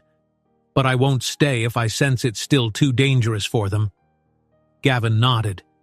"Then let's do what we can right now. We'll have my security team watch the building, and first thing tomorrow I'll push for a restraining order. We'll ask the police to investigate the note. Anything to buy us time." He glanced around the partially packed suitcases. "And if it still looks bad, we'll go somewhere else together." Serena's eyes flickered with cautious hope. "You'd come too?" He swallowed, noticing the quiet sobs stifled in the twins' throats. "I'm not leaving you alone to run. I care about you. All of you." She set the jacket aside and wrapped her arms around herself, shivering. "All right," she conceded, though apprehension still weighed on every syllable. They spent the next hour unpacking the girls' clothes, reassuring them that everything would be all right. Serena tucked them back into bed with a story, though her voice shook at the edges. Gavin waited in the living room, scanning the street below through a crack in the curtains. A single car occasionally passed, headlights bright in the gloom, but no sign of Tim or any unknown figure. Relief mingled with distrust. He knew better than to let his guard down. When Serena emerged, her face was drawn. "They're asking if you'll still be here in the morning," she said quietly, as if the twins could hear every word from their bedroom. "They want you around." A pang struck Gavin's chest. The thought of being wanted by his daughters after so many lost years filled him with gratitude and remorse in equal measure. "I'll be here," he promised. "If that's all right with you." Serena opened her mouth to respond, but was interrupted by the buzz of her phone on the coffee table. She glanced at it warily. "It's the landlord," she said, answering with tension in her voice. Within seconds, her expression fell. "What do you mean you're worried about more damage?" She paused, listening, then sighed. "No, I understand. I'll keep you updated. Thanks for calling." She ended the call and dropped the phone onto the couch. "He saw the broken glass on the walkway under our window. He's nervous about reporters swarming. He told me to be mindful of the disturbance." She scoffed bitterly, "As if it's my fault." Gavin placed a hand on her shoulder. "It's not your fault. You're being harassed. The landlord has no right to pressure you." She laughed without humor, tears brimming. "Yeah, well, tell him that." They lapsed into a lull of exhaustion. At midnight, Gavin offered to stay on the couch, just in case. Serena hesitated, then nodded, too drained to argue. While she retrieved a spare blanket, Gavin sent a message to his security contact. "Be outside building by sunrise. Keep watch discreetly." The night stretched on in uneasy silence. Every now and then, Gavin jolted awake at the faintest noise from the street, imagining Tim's silhouette. But each time he found only the hush of sleeping neighbors and the distant hum of passing cars. Around 4 in the morning, he dozed off for a while, the tension momentarily yielding to exhaustion. When dawn finally broke, Gavin checked his phone to confirm that the security detail had arrived. A short message from them read, "In position. All clear so far." He breathed a sigh, hoping Serena and the twins could rest a bit without fear. He rose to see the sun's rays filter through the curtains, dust motes drifting in the golden light. The apartment door rattled softly, and he turned to see Serena stepping into the living room. She still wore her pajamas, hair messy from fitful sleep, but her eyes shone with a fragile determination. "Thank you," she said, voice low, "for staying." He nodded. "I wouldn't be anywhere else." They spoke in hushed tones, making coffee in the cramped kitchen so as not to wake the girls. Now and then, Serena's shoulders trembled with the memory of the night before, and Gavin would rest a gentle hand on her back, offering wordless solidarity. By the time the twins woke, they found the table set with cereal bowls, the morning sun glinting through the window. They blinked at Gavin, half surprised and half delighted he was still there. The older one rubbed her eyes, mustering a small smile. "Good morning," she said shyly. Gavin grinned, heart warming. "Morning. You sleep okay?" She nodded. Her sister nodded too, though they both carried the slight wariness of children who'd heard grown-up worries in the night. But Serena coaxed them into conversation about school, about silly songs they could sing together. For a brief moment, the apartment felt like a real home, the 4 of them around a modest breakfast table, no panic in sight. But the reality of Tim Bailey and whoever backed him lingered. As soon as breakfast was cleared, Serena reached for her phone, checking messages.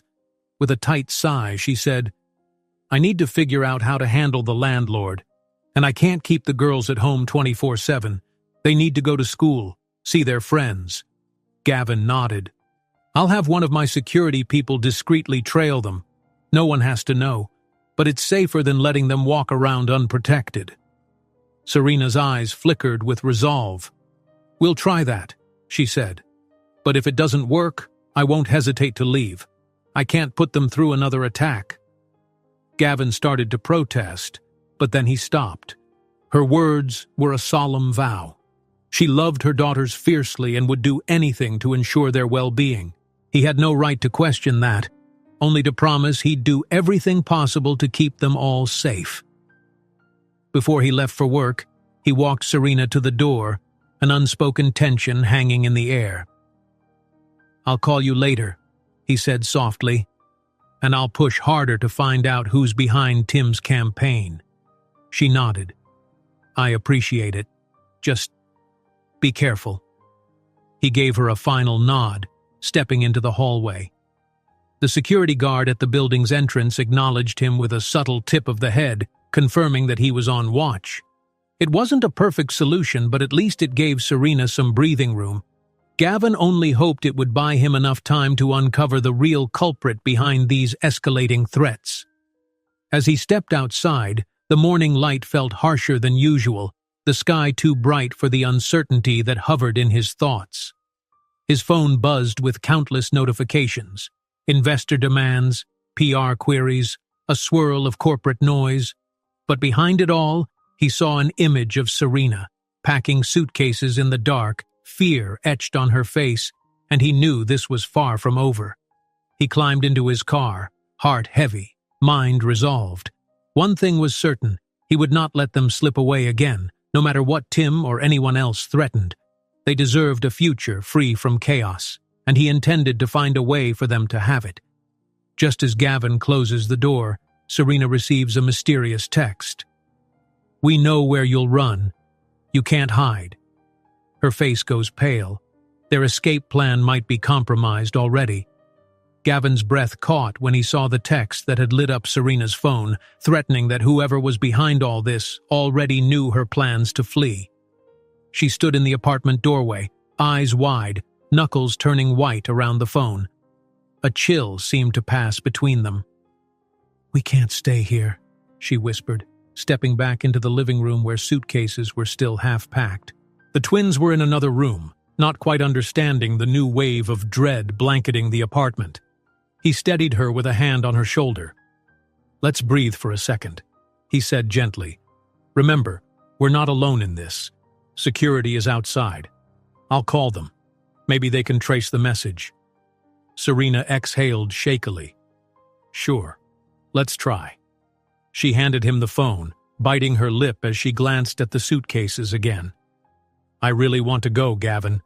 It's only a matter of time before something worse happens."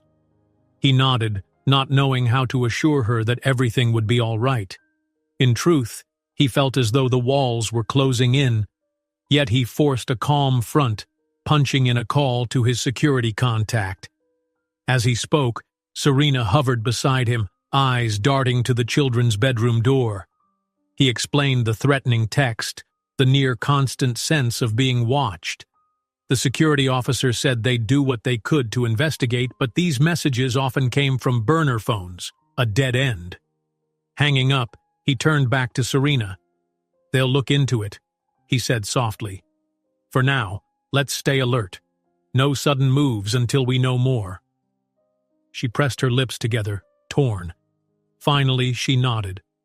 "All right," she whispered, "but I won't wait around if anything else happens." "I understand." They lingered there, the tension thick. Outside, the late morning sun filtered through the blinds, but it felt more like twilight inside the cramped apartment. Eventually, the twins emerged, cautiously peeking around the corner. Serena forced a small, reassuring smile, inviting them to the kitchen for breakfast. Gavin put on a brave face as he helped pour cereal, but inside, his thoughts were already spinning toward the next problem. Tim Bailey's relentless pursuit, the investor doubts, and that anonymous sponsor who seemed intent on destroying him. He excused himself to the hallway, stepping outside for a moment to gather his thoughts. The day had barely begun, and he felt battle-worn. A text from his CTO buzzed on his phone, asking him to come by the office to review some urgent documents, something about a sudden spike in suspicious online mentions of their upcoming product. Gavin sighed. This was precisely the kind of problem that could snowball if left unattended, and the timing was too coincidental to be just internet chatter. He stuck his head back inside the apartment. "I need to handle a crisis at work. Will you be okay here?" Serena frowned, tension crossing her features. "Just don't disappear for too long." "I won't." He said goodbye to the twins, pausing to rest a comforting hand on each daughter's shoulder. Their trustful eyes reminded him of all he had to protect. Then he hurried out, scanning the street before driving off, mindful of any trailing cars. At the office, the tension was just as thick. Whispers floated among employees. Some stared at Gavin with uneasy curiosity. Others hurried past him as if not wanting to get sucked into any drama. He kept his head high, stepping into his CTO's corner office. She pushed a stack of printouts across the desk. "These are from the marketing team's monitoring tools. Tim Bailey's blog has been teasing a major exclusive connected to you. It went viral overnight. People are posting rumors that you had prior knowledge of Serena's pregnancy, like you abandoned her on purpose."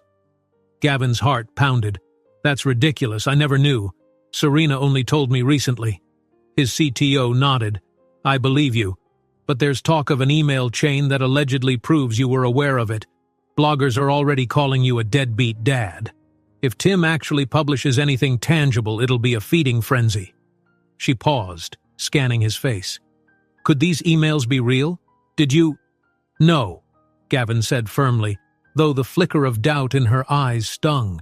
He remembered Tim's hints about a bigger plan. They must have forged something, or they have a partial conversation that's twisted out of context. He glanced at the printouts, dread creeping in. Either way, the damage could be huge. She set her jaw. "We'll fight it with facts, but once something hits the internet, it spreads fast. You'll need a strong rebuttal. And if Tim's got this so-called evidence, you might want to confront him directly." Gavin rubbed his temples, exhaustion creeping in again. "We can't let him or his backers sabotage everything we've built." "Agreed," she said. "But be careful. Don't give Tim more ammunition." A few hours later, Gavin's phone buzzed with a curt text from an unknown number. "Parking garage, west on 9th, 6 p.m. Come alone if you want to see the emails." He stared at the message, heart thumping. The sheer arrogance told him this had to be Tim, or maybe someone close to him. Part of Gavin knew it was likely a trap, but he couldn't let false evidence circulate unchecked. He left the office at dusk, ducking into his car with adrenaline coursing through his veins. The city lights flickered on as he navigated busy streets. Office towers receded behind him, replaced by aging brick walls and warehouses near west on 9th. Eventually, he spotted a nearly empty parking garage. It stood silent, levels lit by sputtering fluorescent bulbs that cast long, eerie shadows. He parked on the ground floor, stepping out cautiously. A single figure stood near a concrete column, arms crossed. As Gavin approached, he recognized Tim Bailey's silhouette, the faint glow of a phone in the reporter's hand. "Brave of you to show up," Tim drawled, his voice echoing in the cavernous space. "I guess you care enough about clearing your name." "I'm here for answers," Gavin said tightly. "These emails you're talking about, where'd you get them? Because they're fake." Tim cocked his head. "They sure look real to me. They're dated to the time frame Serena supposedly disappeared. Seems you were well aware of her pregnancy, and from the tone it sounds like you told her to take care of it or keep it quiet." "Harsh words, Gavin." Gavin's stomach roiled. "That's a lie." He took a step forward, anger flashing in his eyes. "Show me." Tim held out his phone, letting the screen's glow reveal a thread of messages labeled with Gavin's name. The text read like a smoking gun, references to the baby, disclaimers that the timing was inconvenient, lines about needing no distractions for the next quarter. Gavin's pulse hammered as he read, horror etched on his face at the forging of his tone. "These are not from me," he rasped. "Someone's setting me up."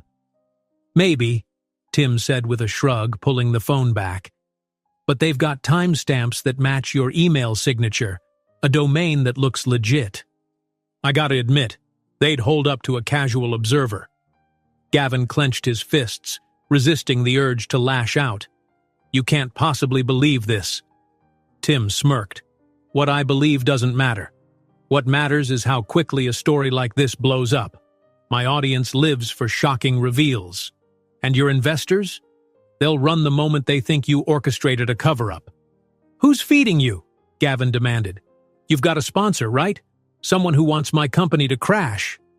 Tim slid his phone into his jacket. "Guess that's for me to know. I'm just a journalist, though I do enjoy a good payday." He took a step back. "If I were you, I'd prepare a statement. Once I go public, Serena's bound to see these emails. She'll have to pick a side." The mention of Serena sent a chill through Gavin. This was bigger than a business scandal. It attacked the fragile trust he'd rebuilt with her. "You're destroying people's lives," he said, voice trembling with anger, "including 2 innocent kids.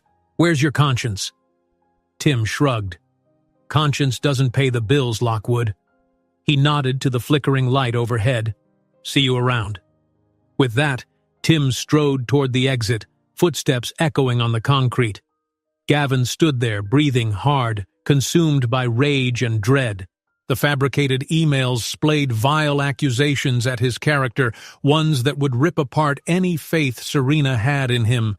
He slammed a hand against the cool concrete pillar. He had to warn her before Tim went public, had to get a digital forensics team to debunk these forgeries. But how quickly could that be done? And would the truth matter once the rumor took flight online? He drove back through the city, mind churning. His phone buzzed repeatedly with notifications from panicked board members who had caught wind of something big about to break. By the time he got home, the first wave of scandal had already reached social media. Posts about a damning revelation regarding Gavin Lockwood's twins, murmurs about him knowing from the start and coldly abandoning them. He sank onto his couch, adrenaline coursing, unable to rest until he called Serena. The line rang and rang. Finally, she picked up, voice tense. "I saw it," she said, no greeting.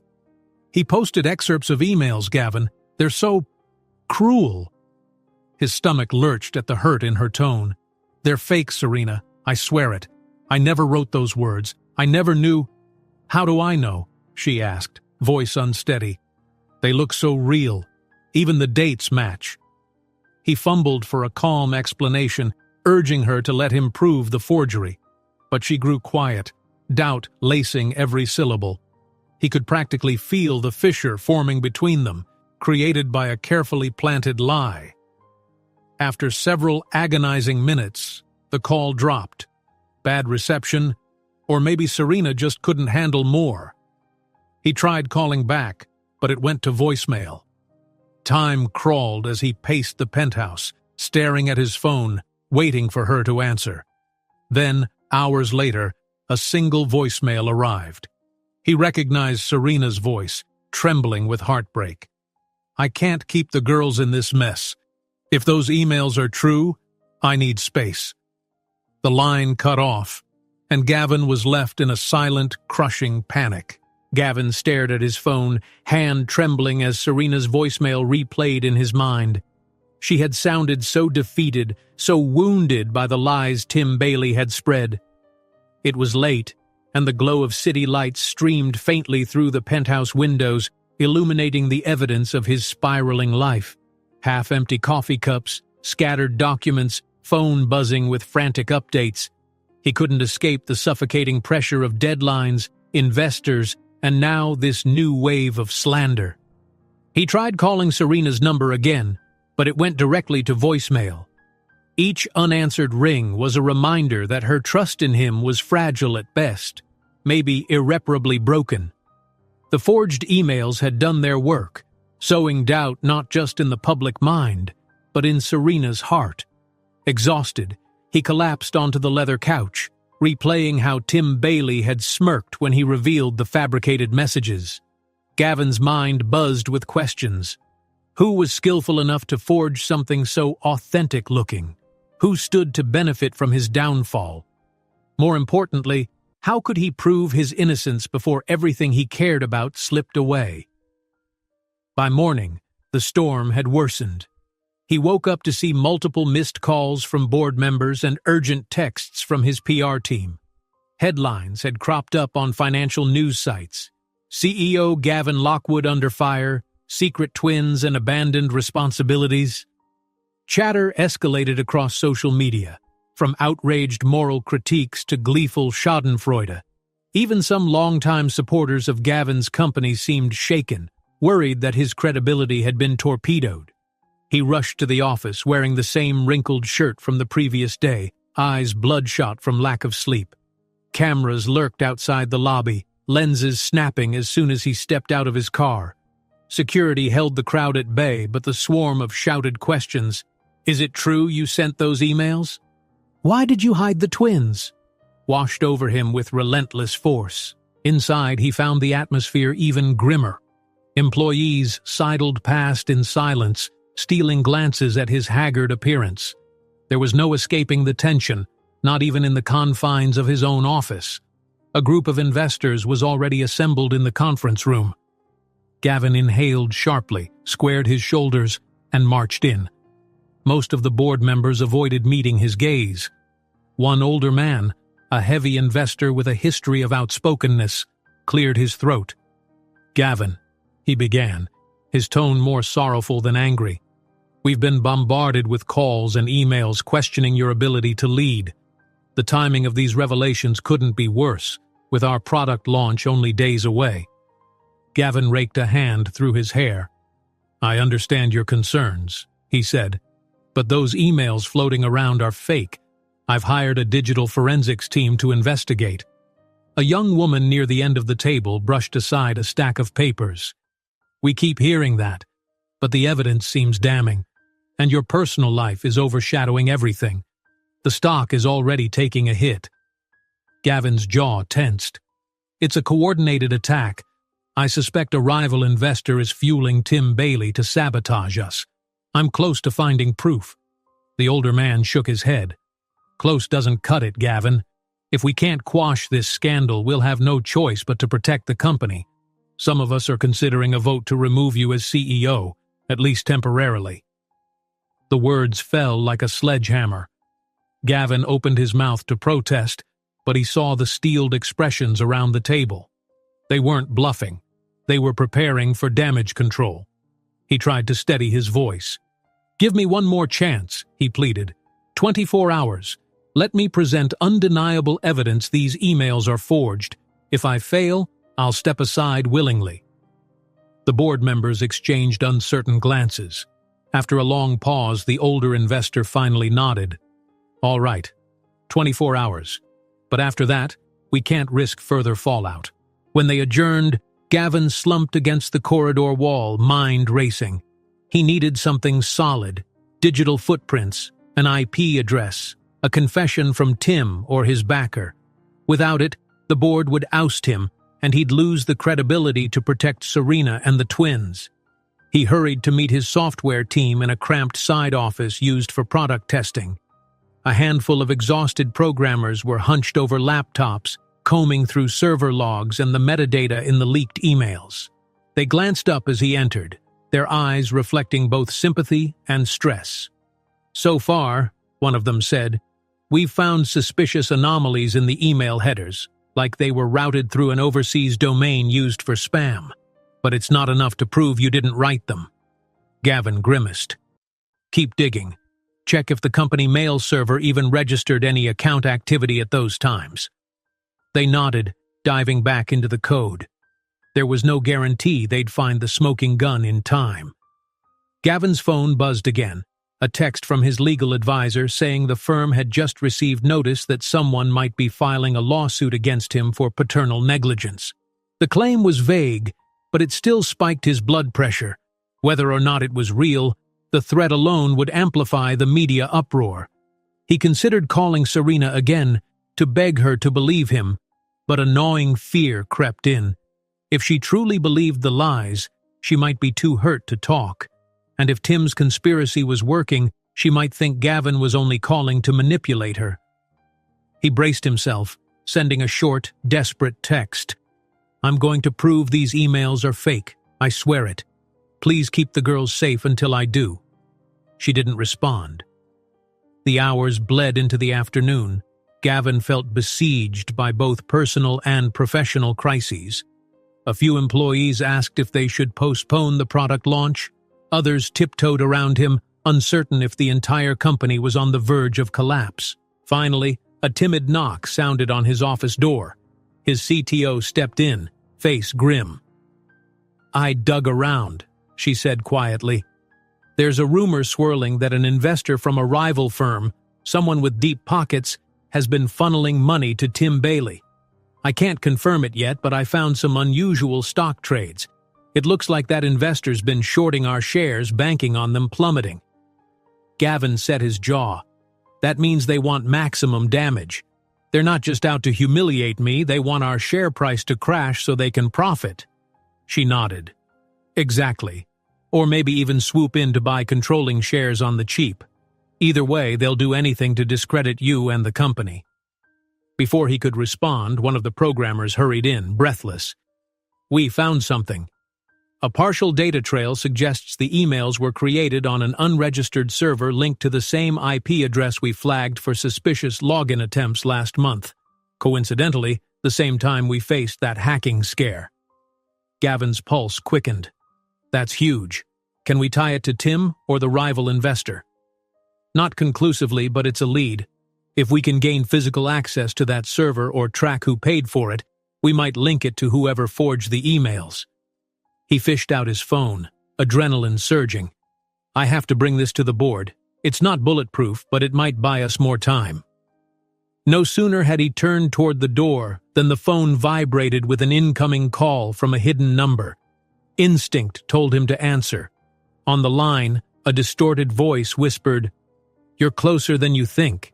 If you want hard evidence, meet me at the warehouse on Riverfront tonight. 10 p.m. Don't bring anyone else." A chill raced down Gavin's spine. "Who is this?" he demanded. The call ended abruptly. His CTO watched him, brow furrowed. Some anonymous tip? He exhaled, stepping back. It might be. Maybe someone from the inside who wants to come clean but is scared. She bit her lip. Or it's a trap. Gavin's gaze dropped to the phone.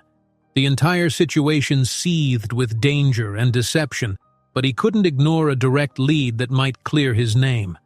If there was even a slim chance, he had to take it. For Serena, for the girls, for the company teetering on the brink. He paced the office, heart pounding, until another text pinged. No cops, no backup. Come alone. The address was near the old industrial district, far from the usual bustle. It matched the location Tim had used once or twice for shady meetings. But this was different. His mind raced with conflicting thoughts. The risk of going alone, the possibility of confirming once and for all who was paying Tim to sabotage him, and the fear that he'd arrive only to be confronted or blackmailed again. Yet the alternative, doing nothing, guaranteed he'd lose everything. Just as he set the phone aside, it buzzed again. This time, no distortion, just an unknown number. When he answered, a trembling voice said, "Gavin, I can't keep this secret. The rival investor is meeting Tim Bailey at a private warehouse tonight to finalize their arrangement. If you want to save everything, you have to go now." Gavin gripped his phone tightly, adrenaline pulsing with each heartbeat as he read the urgent message. The rival investor is meeting Tim Bailey at a private warehouse tonight to finalize their arrangement. If you want to save everything, you have to go now. He stood in his office's dim corridor, heart hammering in his chest. This was it, his last chance to uncover the truth behind the falsified emails that had nearly destroyed his life. Without proof, the board would have him removed by tomorrow. Without proof, Serena and the twins might slip away for good, believing he'd knowingly abandoned them. He slipped out of the building quietly, not wanting to draw attention from co-workers or lingering reporters. The night sky was a tapestry of murky clouds and a waning moon. His car's engine roared as he headed to the industrial district, a part of town dotted with silent warehouses and unlit streets. Street lamps cast sporadic pools of orange glow, leaving wide swaths of darkness where anyone, could be hiding. The directions in the tip-off led him to a massive structure by the docks.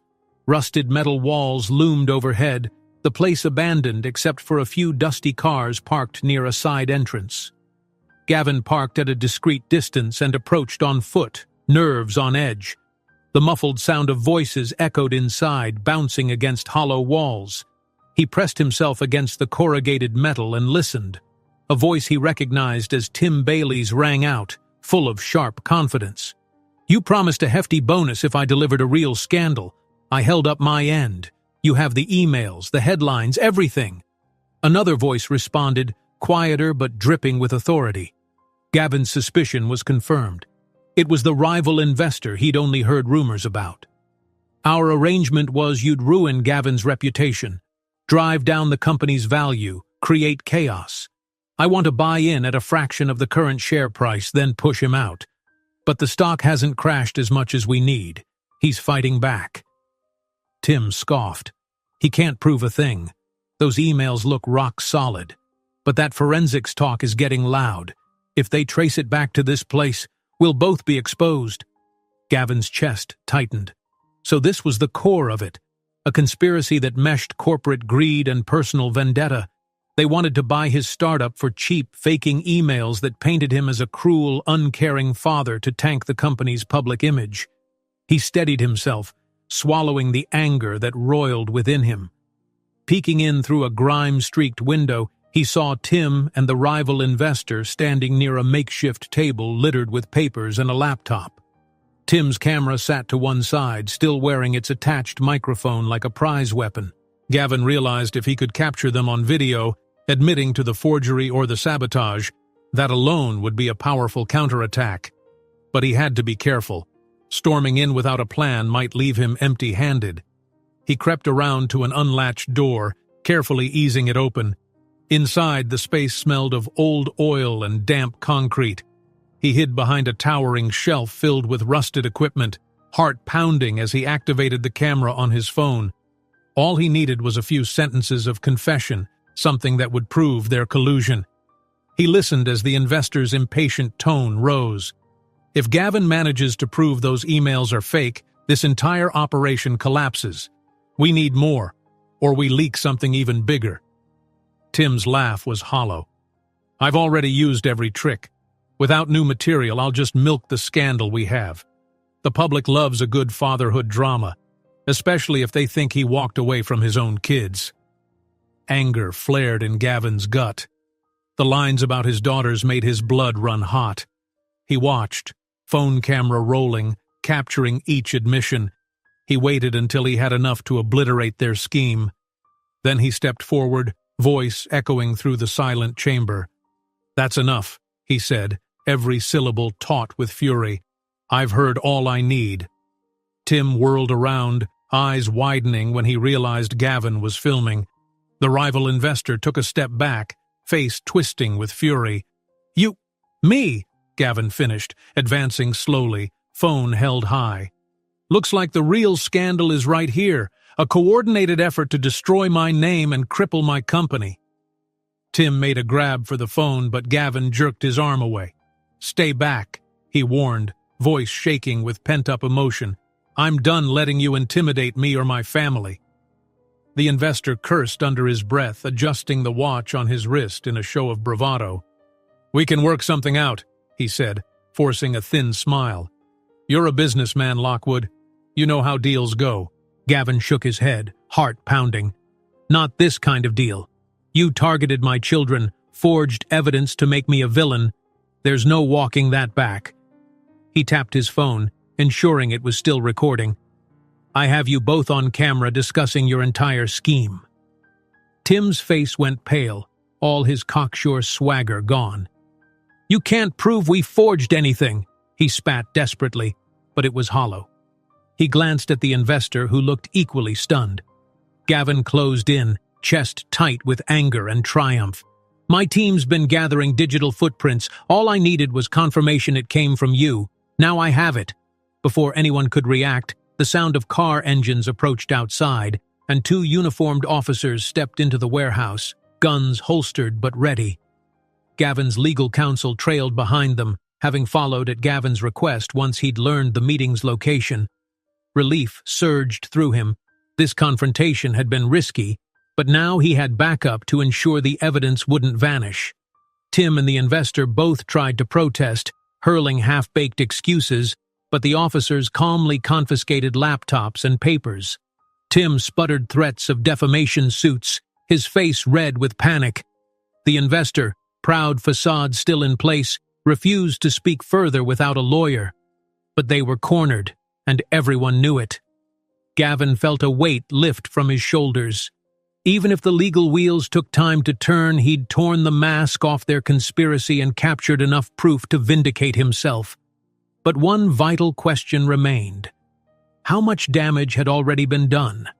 Would Serena still believe in him, or had Tim's fabrications taken root too deeply? Leaving the police to finish up, Gavin drove straight to a local news station that had once been neutral about his situation. Despite the late hour, an after-hours producer scrambled to assemble a camera crew when they saw the raw footage Gavin carried. The on-air anchor recognized the explosive potential of the story. A rival investor caught plotting to sabotage a major tech startup, forging personal emails to publicly shame the CEO. By the time the segment went live, Gavin was seated under bright studio lights, adrenaline coursing through him. The anchor gave him a chance to speak. With every camera lens pointed his way, he explained, voice hoarse with relief, how the emails had been forged, how Tim Bailey had used them to incite scandal. He maintained a calm composure until the anchor showed the snippet of Tim's recorded admission. The public loves a good fatherhood drama, and it was all there, undeniable. Within minutes, the breaking story spread online. Reaction was swift. Outraged tweets directed at Tim, at the investor, messages of apology from those who had doubted Gavin. It wasn't a complete restoration of his reputation yet, but it was a start, something he could build on. He stepped out of the news studio into the cool night air, phone buzzing incessantly, congratulatory texts from board members, employees' expressions of relief, stunned calls from some who had believed the worst. A single message caught his eye. Serena's number. He answered, bracing himself. Her voice trembled with emotion. "I saw the broadcast, Gavin." His heart thudded. Do you believe me now?" She was quiet for a moment, as though fighting back tears. "Yes. I'm so sorry I doubted you. Those emails looked so genuine, but I should have trusted you." He closed his eyes, flooding with relief. "It's not your fault," he murmured. "They went out of their way to deceive us." Serena hesitated. "Can you come over? The girls are asleep, but I want to see you." "Yes," he said, voice thick. "I'm on my way." He drove through the near-empty streets, mind still reeling from the whirlwind of the night. When he arrived, Serena stood in the doorway, arms crossed, not in anger, but in a posture of vulnerability and cautious hope. The moment he stepped inside, she closed the distance and hugged him. He felt her trembling, realized she was crying. He held her tightly, letting everything, fear, anger, confusion, spill away in that embrace. They talked in hushed voices, sitting close on the couch. The twins slept in the next room, unaware of the shift happening. Serena admitted how painful it had been to see those vile words attributed to him, how deeply it had stabbed at her past insecurities. Gavin reiterated his promise to be there for the children, and for her, no matter what storms came next. At dawn, the first rays of sunlight streamed through the curtains. Serena rose to check on the twins, returning moments later with them holding her hands. The girls rubbed their eyes, blinking at Gavin, sense of wonder dancing in their sleepy faces. He knelt down, arms open, and they piled into a shy but heartfelt hug. Even Serena's eyes shone with tears as she watched him cradle them like something precious and irreplaceable. Word of Gavin's exoneration continued to spread throughout the day. The board retracted its threat to remove him, the stock steadied, and Tim Bailey's blog was taken offline pending a legal investigation.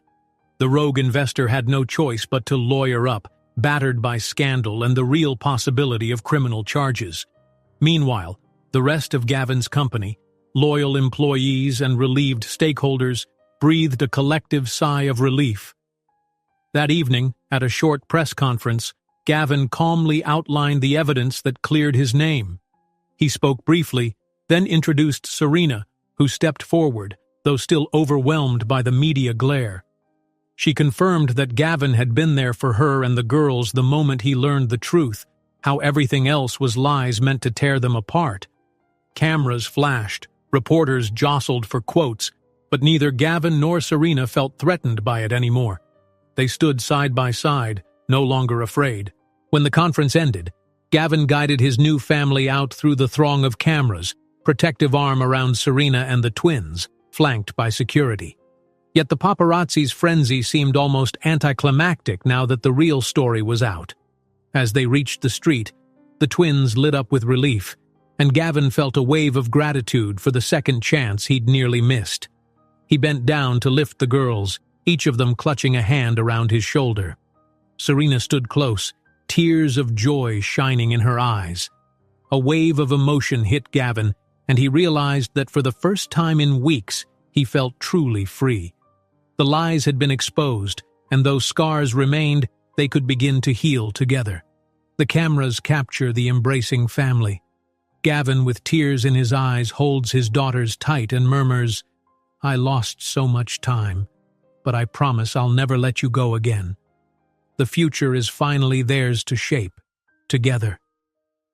If you enjoyed this story, don't miss the next one. Just click on the screen.